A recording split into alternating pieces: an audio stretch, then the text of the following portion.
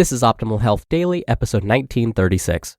Boost Your Brain Power with More Sleep by Comaford of SmartTribesInstitute.com. And I'm Dr. Neil. Hey there, happy Monday. I'm a little congested this week. I must be experiencing some allergies, which usually happens to me around this time of year. So again, forgive my congested voice, but welcome back to Optimal Health Daily, where I act as your narrator of the best health and fitness blogs, all for free. Remember, we have a bunch of shows covering a bunch of different topics. Just search for Optimal Living Daily in any podcast app to find them. And with that, let's get right to it and start optimizing your life. Boost Your Brain Power with More Sleep by Comaford of SmartTribesInstitute.com. What if 20 more minutes of sleep could boost your brain and improve your work performance 2 to 3 times? Would you make more of an effort to get that elusive 20 minutes? Everywhere I go, people tell me they're not getting enough sleep. As an executive coach, it's key that I help my clients perform at their peak. That includes whether they're sleep deprived or not. Recently, I met with Dr. Jessica Payne, cognitive neuroscientist and assistant professor at Notre Dame. Payne specializes in sleep and studies how it affects stamina and our ability to perform. Here's what I learned. The state of sleep worldwide. The amount of sleep you need is highly personal and ranges between 4 and 12 hours per night. The average is 8. Most of us fall asleep within about 20 minutes of laying down. During the first part of the nightly sleep cycle, we get most of our slow wave sleep. This is deep, physically rejuvenating, and hard to wake up from. Next, we enter rapid eye movement, or REM sleep. This is where we make mental connections, are most creative, and process and regulate emotions. Those of you that have attended my firm's trainings will remember our request that you review your notes right before bed. Doing so gives your sleeping brain a project to work on. Our clients find they retain up to 40% more of our leadership training material when they review right before bed. Why? Because during slow wave sleep, you consolidate many of your most important memories. During rapid eye movement sleep, or REM sleep, your brain is almost as active as when you are awake. REM sleep is the time of night when your dorsolateral prefrontal cortex, or executive command center, is deactivated. This means you are now wildly creative and open to all possibilities. This fabulous REM state dominates the latter part of your nightly sleep cycle. What a great way to boost your brain. We need both slow wave sleep and REM for the proverbial good night's sleep. Yet, our REM state gets shortchanged when we have to wake up too soon. This is when what I call REM ripoff occurs. And this, my friends, is where the trouble begins. What happens when your REM is ripped off?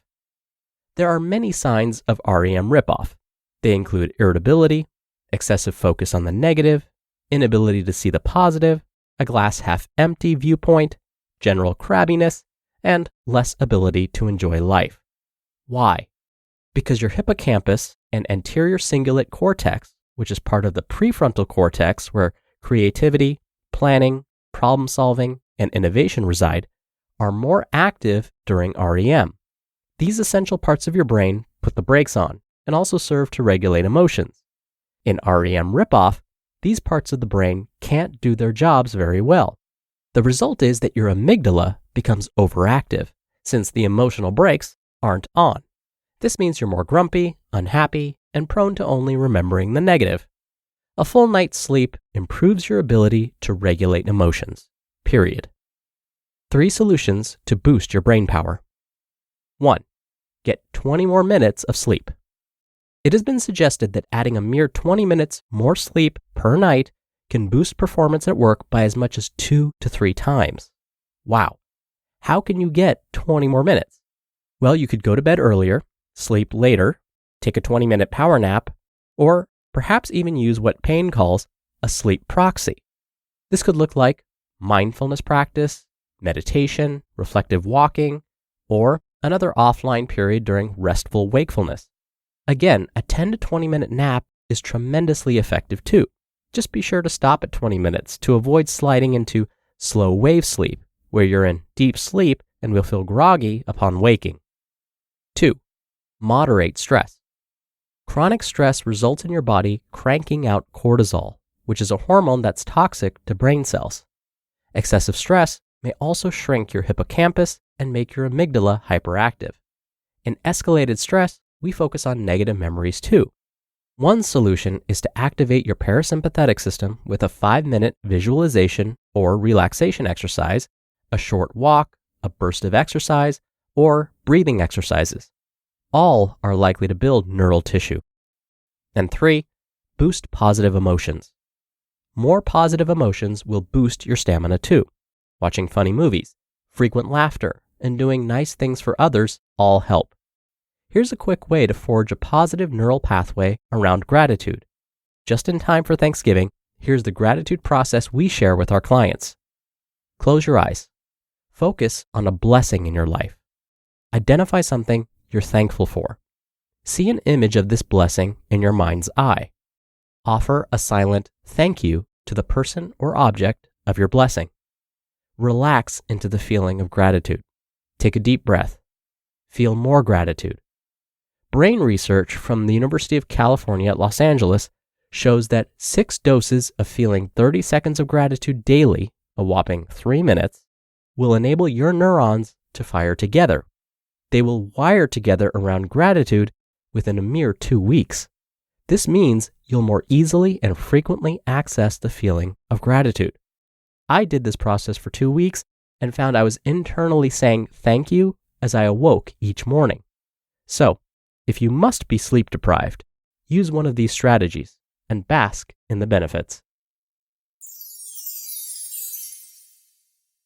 You just listened to the post titled, Boost Your Brain Power with More Sleep by Christine Comaford of SmartTribesInstitute.com.